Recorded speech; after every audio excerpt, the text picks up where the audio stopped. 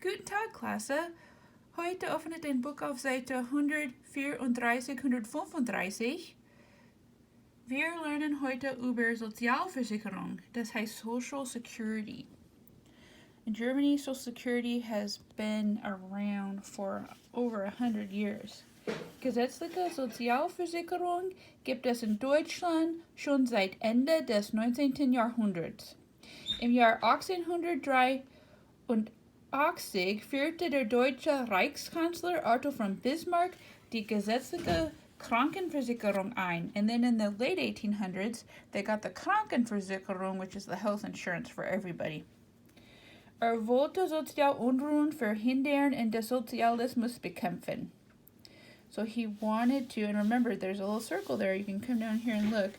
So he wanted to avoid social unrest and combat socialism. So he wanted to get the good things from the socialism without actually having to have the socialism as a government.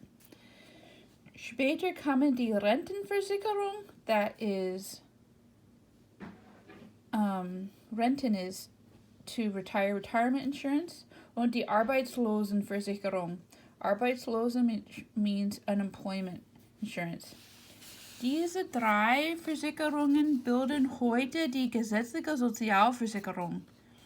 So these three types of insurance, the health insurance, the unemployment insurance, and the Social Security, build the three components of the German Sozialversicherung, Social Security system. Dieses System wird nicht durch Steuern. So this one isn't done through taxes, sondern durch geteilte Beträge vom Arbeitgebern und Arbeitnehmern finanziert. So in Germany, it's different. It's not from taxes. It's from, and you look down here, shared contributions from employers' employees. So it's kind of like what we would call co-pay. So like your employer pays a little bit and your employee. So like when I go to the doctor, I pay like $10 for a copay. In Österreich, in der Schweiz, ist dieses System sehr ähnlich. Ähnlich means about the same. In Österreich sind Unfall-, Kranken-, Pensions- und Arbeitslosenversicherung Teil der gesetzlichen Sozialversicherung. And by gesetzlichen, Gesetz is a Gesetz is a law, so everybody has to have these things, which makes it different from the United States. Everybody gets health insurance, Social Security, and unemployment insurance. In der Schweiz gibt es eine Kranken- und eine Arbeitslosenversicherung sowie auch die Altersversicherung und die Invalidenversicherung. Invalidenversicherung is disability insurance, so that's something extra in Switzerland. Anders als in Österreich und Deutschland gibt es eine separate Versicherung für Erwerbungsversatz für den Fall, dass man Militär- oder Zivildienst leisten muss oder Erziehungserlaub machen muss. So this is something special in Switzerland, so let's go down and see what the heck that is. That means compensation for loss of income. So that means if you're called up to the military service, because Switzerland still has, you have to do military service in Switzerland for a couple years if you're a guy. So then, because of your loss of income, you can get paid for that. Neben dieser Sozialversicherung gibt es noch andere Ähnlichkeiten. Festgelegte Wochenarbeitsstunden. So that means a exact amount of hours that you work, the Arbeitswochenstunden, that you work during the week. And in Germany, I think it's like 38 and a half hours now compared to, we have 40 hours a week, but it's not by law. It's just kind of like a goal or like things, like it's, ours isn't by law, in Germany is by law. Ein gesetzlicher Rentenalter, so again, by law, an age that you can retire. We have that too. Eine bestimmte Anzahl den Urlaubstage und Feiertage. And an exact number of vacation days and holidays. We have the holidays, but we do not have the vacation days. There's no vacation days required in the United States. Some companies have them, but it's not required. And denen nicht gearbeitet wird. So in Germany, it's about 5.5 paid vacation days everybody gets, like even if you work at the 7-Eleven. So let's look at this chart. We've got Zusatzleistungen in deutschsprachige Länder. So Zusatzleistungen means job benefits. So job benefits, Wochenarbeitsstunden per Woche, so how many hours do people work a week? As you see in Switzerland, it's a bit more. Gesetzliche Rentenalter, when do you retire? As you can see in Switzerland, it's a little bit younger. Germany's, there was a huge fight in Germany when they pushed it up to 67. Urlaubsstunden per Jahr, how many, Urlaubstage per Jahr, how many days you get a paid vacation a year. And that's why it's 5 weeks, because it says 30 days. That's business days, so it ends up being 5 weeks. And no German takes it all at the same time. They'll take like a week here, 2 weeks there, and like spread it out.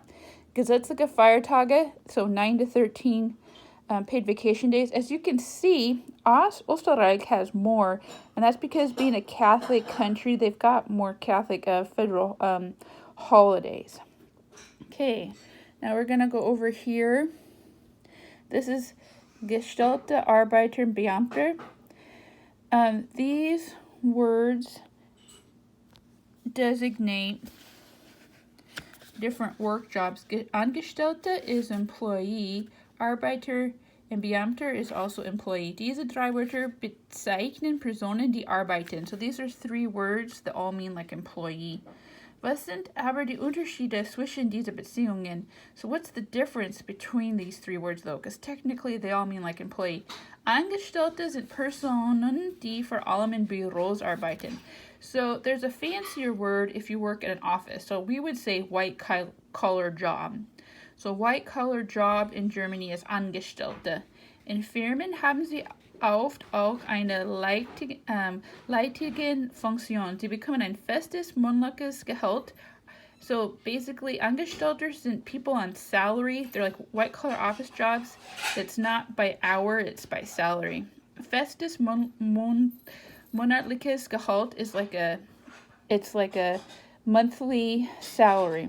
Arbeiter sind Personen, die Lohn bekommen. So Arbeiter means workers that get like an hourly wage.